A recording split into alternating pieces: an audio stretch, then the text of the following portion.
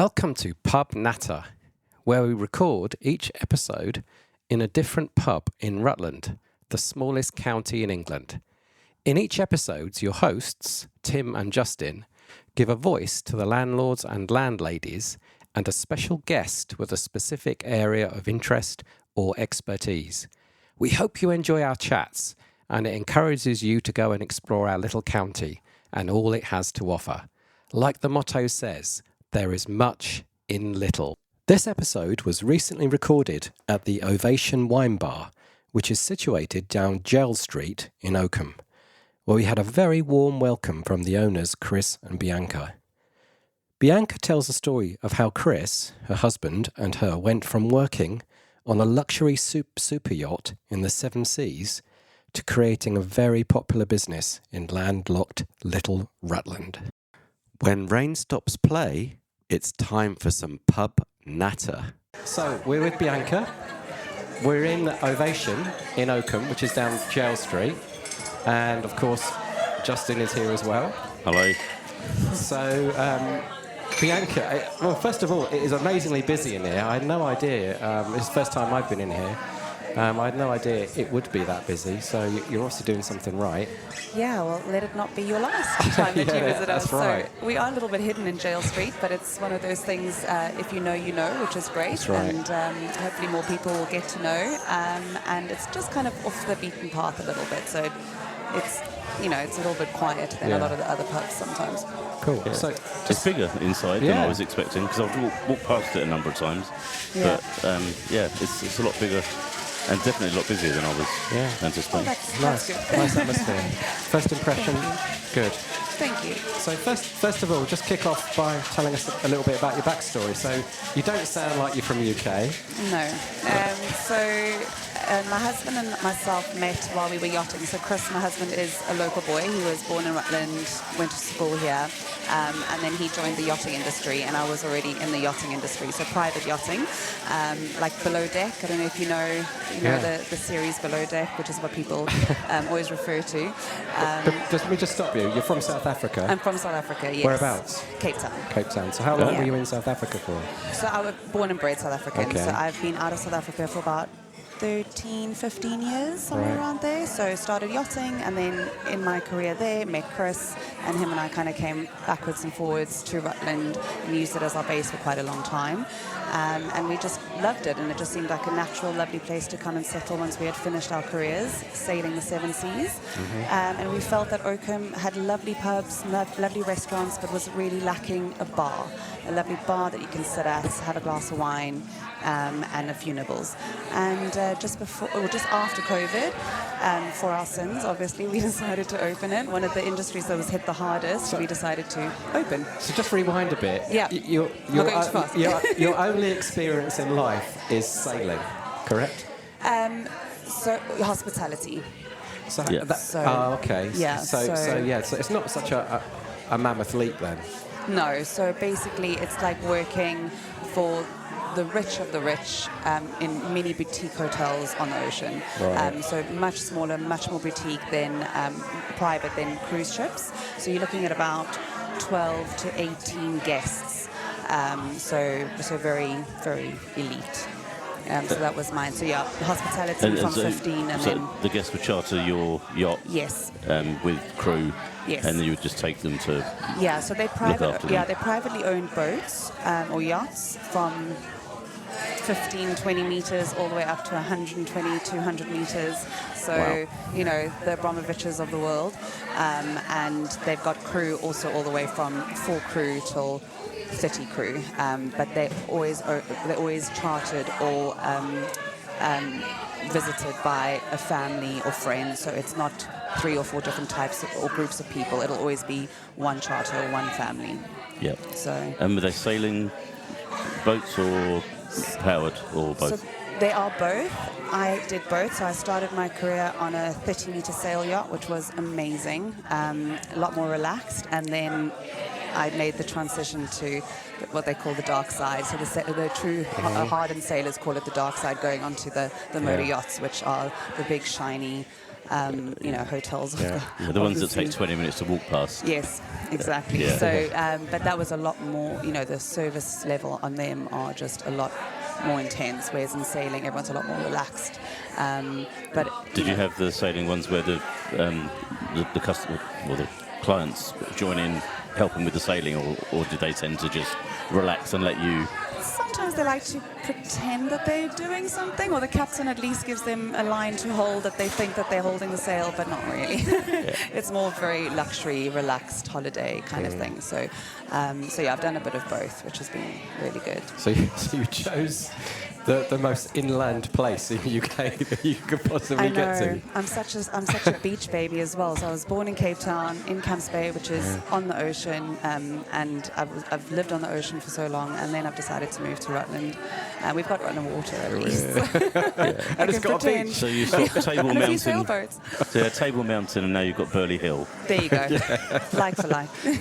Just the same. And what, in terms You of close your wildlife, I eyes. mean, what have we got? A few pheasants, as kingfisher if you're lucky. They got Well- penguins, we got pheasants. Yeah.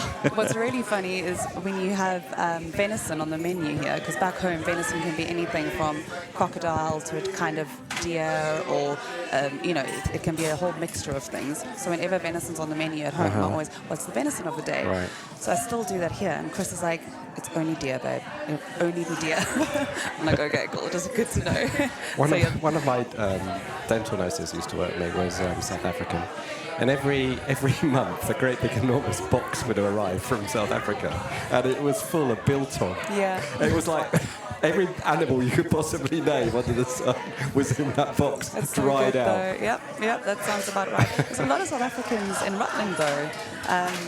So many that all come out of the woodworks, because especially when we first opened, made a big thing about being South African and have a lot of South African, home comforts here in terms of wine and biltong. And so many South Africans have come out of the woodwork. And my question is always like, how did they find Rutland? I'm here because of Chris. I understand that connection, because I would never have known that Rutland's here if it wasn't for him.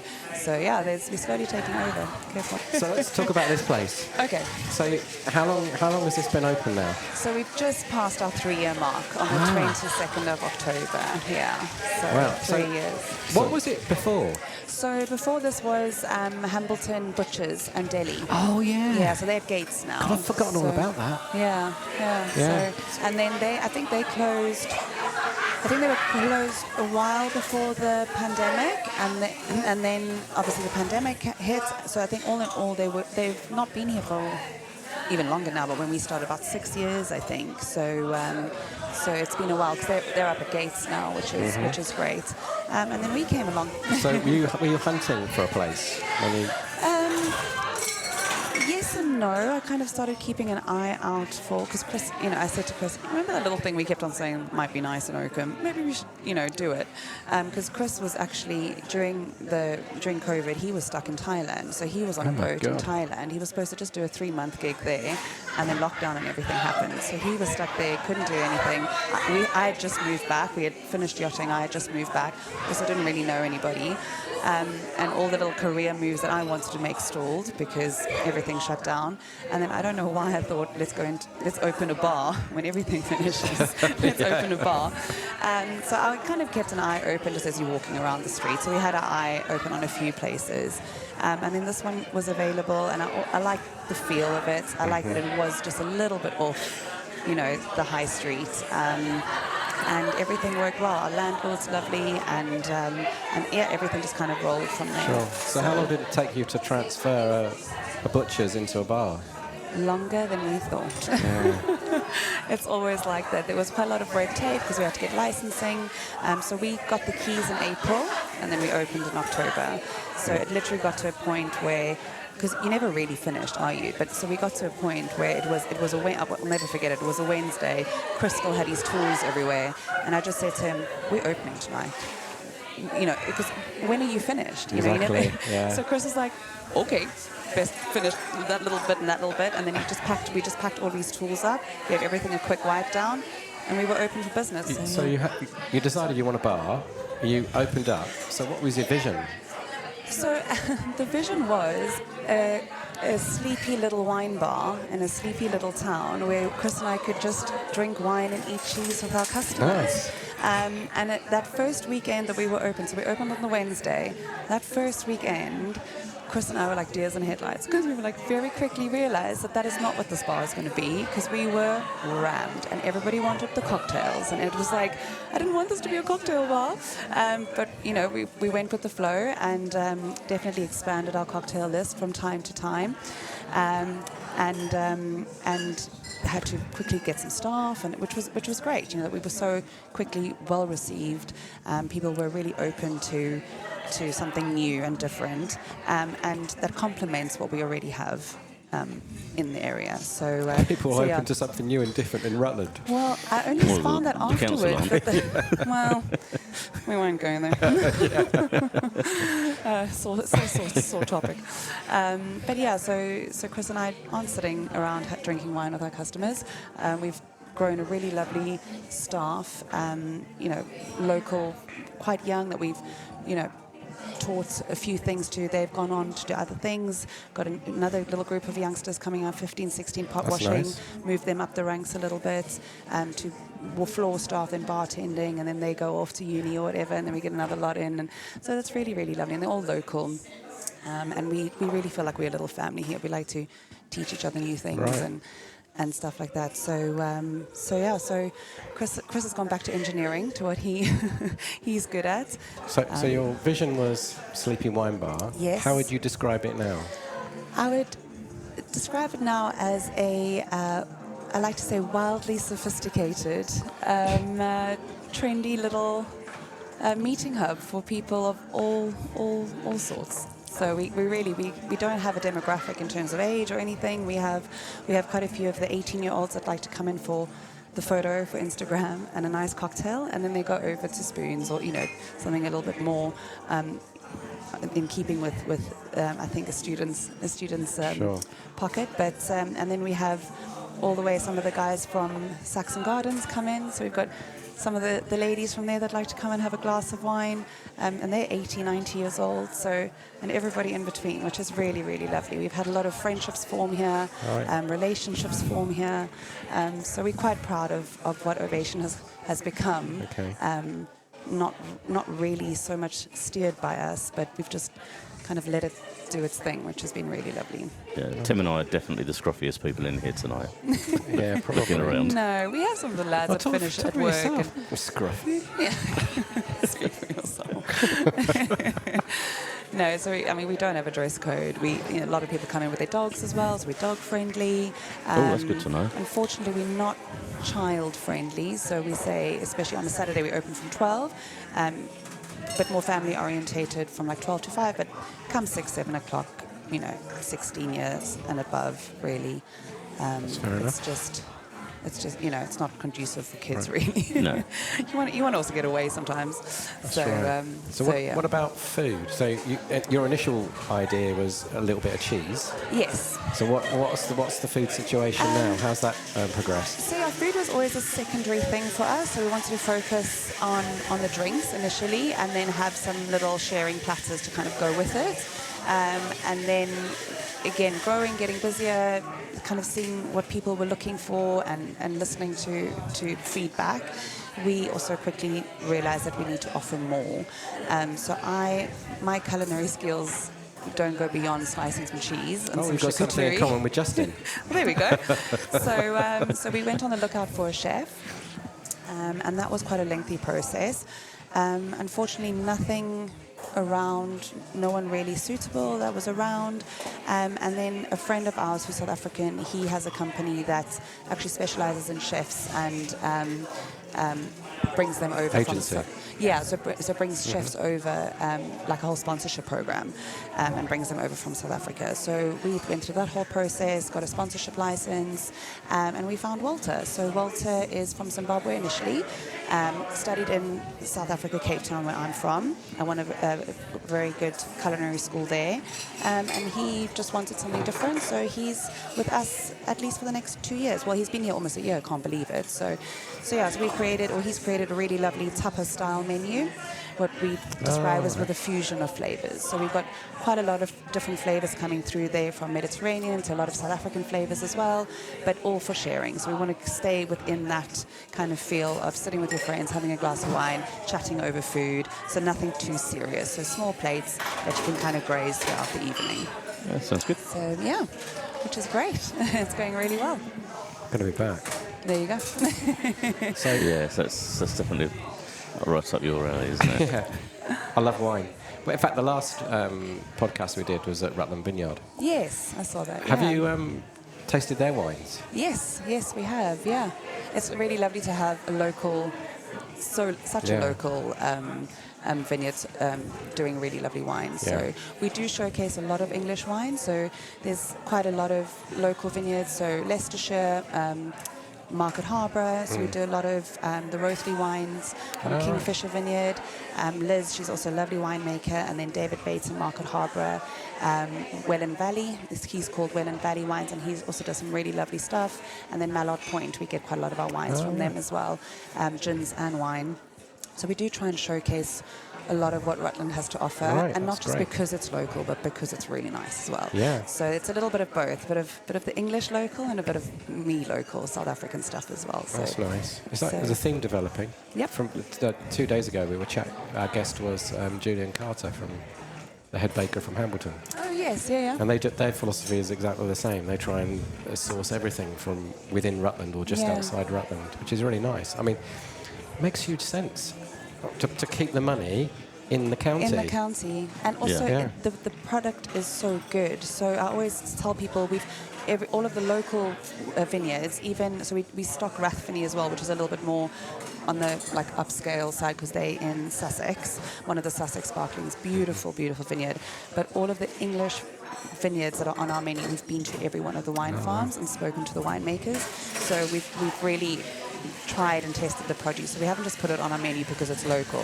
We've put it on our menu because it's good and local, which, it's always easy to put something local on. And we've got such an amazing variety of good local produce to choose from. So do you have wines from all over the world, or do you focus on particular regions, or? Yeah, we have wines. So we've got a lot of South African wines. So for me, I wanted to showcase some of the South African wines that you don't see in the supermarkets. I mean, obviously, in terms of a bar, you want to try something new that you can't buy at Tesco. But I always felt that when we went to a restaurant, there was always wines that was from South Africa, but I didn't know them. Because I think for export, they do a lot of big, they call it like something else. So I know... What's the one I can't think of right now? But they'll call it Oyster Bay, or, Sauvignon Blanc, for example. That's the first thing that comes to mind, New Zealand. But it'll come from a wine farm that you would know. Maybe but the export stuff is just to get mass export. So I wanted to showcase some of the wines that I knew and I grew up with. So single vineyard.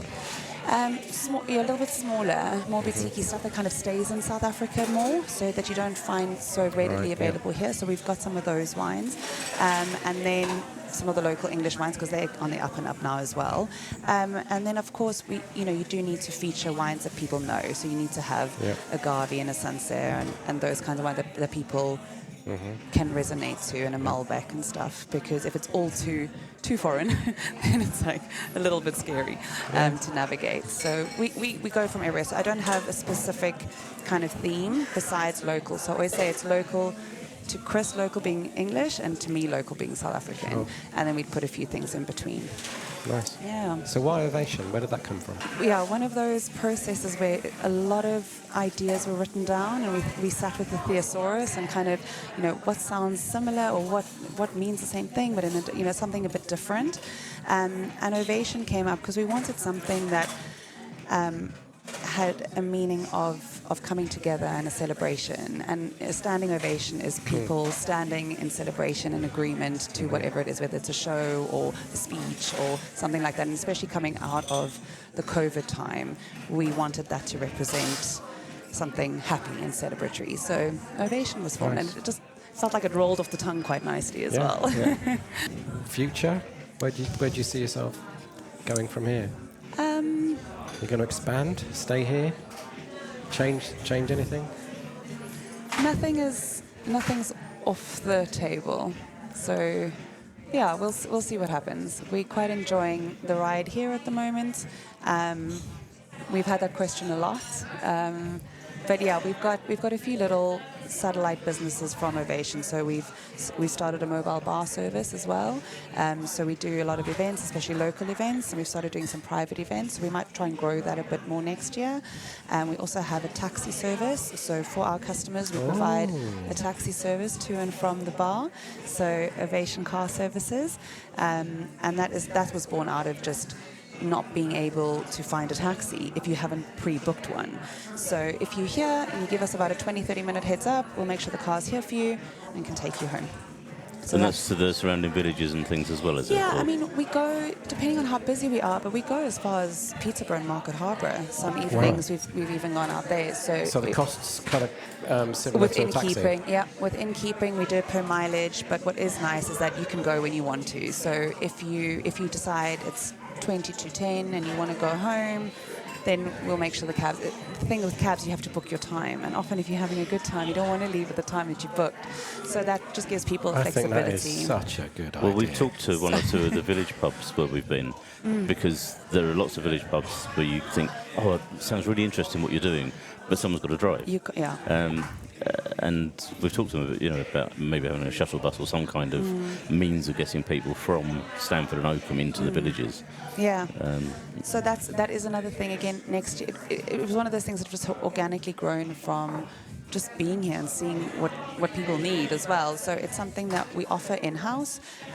We've advertise it on social media, on our socials, but it is something again that we could grow next year. So go to the local village pubs and give them a card and say there's an option. So at the moment it's to and from our door. So if you're here, we'll take you home, or if you're at home, we'll bring you here. Even if you've got dinner booked somewhere else, it'll be to our door. You can come and have a pre-drink with us and then go for dinner. So there is a little bit of an angle there. Brilliant idea.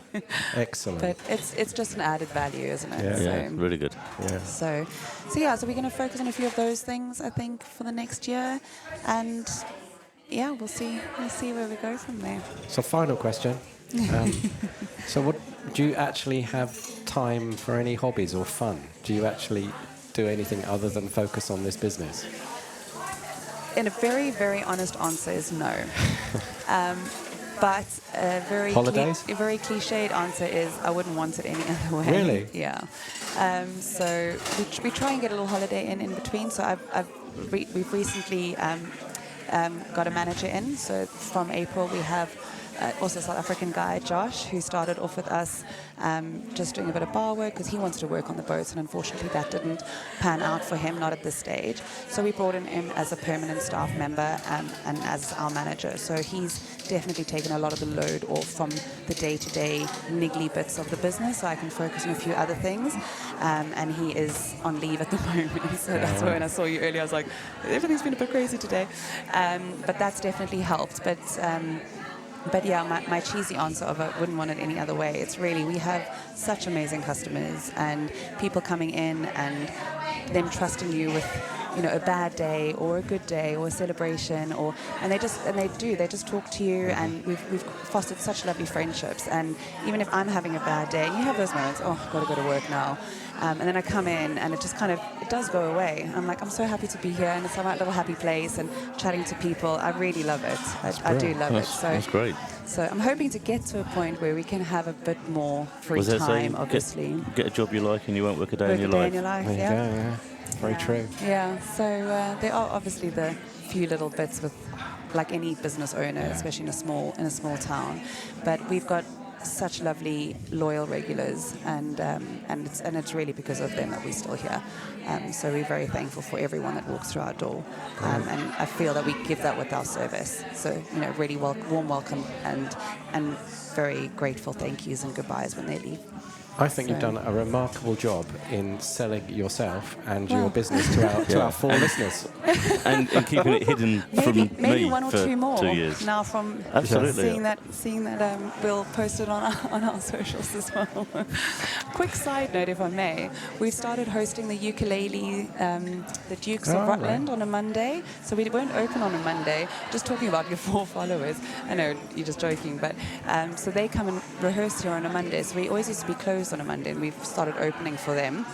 to practice, and people can come in and listen to them have a drink, which is great. But I took a video of them just rehearsing for the socials, and they went viral. I think we're on about 6 million views and we've gained about 12,000 followers from the ukuleles. And we just laugh because you're like, what was your vision from Ovation? Going global because of ukuleles. So it's just something that's a little funny side note. But have the ukulele guys as guests. Yeah, you can come in on a Monday and have a chat with them. And they're such a lovely bunch, and it's such a joy having them in here. But it's just hilarious how, and still, you know, you're still getting the comments and everything, and it doesn't help our business directly, obviously, in terms of having 10 million followers or 10,000 followers. It's not going to do any harm. But it's not going to do any harm, and it's just such a lovely community that the followers are all part of as well. So we want to do T-shirts saying ukuleles made us famous. So anyway, so that's a little side note there. So we'll rebroadcast this to those. Thank you. Global. We'll go global. The smallest guitar in the smallest county. There you go. That could be another T-shirt. It's a bit of a mouthful, that one. I know. Yeah. Brilliant. Bianca, Well, thank you so much. Thank you gentlemen. very much for your time. Really appreciate Absolute it. pleasure. Thanks for coming in. We'll see you guys soon.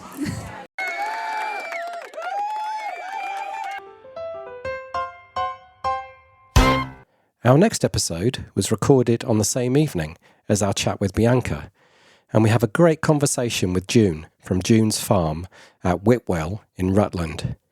Inspired by the TV series The Good Life, June tells her story how she started off with an allotment with a view to being self-sufficient and ended up with a free-range rare breed farm specialising in rare breed meat boxes. Of course, the full English breakfast is discussed in detail. Listener, we need you to leave us a review on your favourite app. Yes, that's you. It's easy to do and will only take you 3 minutes. Pub Natter is not a money-making venture, and we promote our local pubs. By reviewing us, you will encourage more listeners, which is great for our little county. Thanks in advance for your support and for listening. The theme tune is by Tom Arnold. That was a Pub Natter broadcast.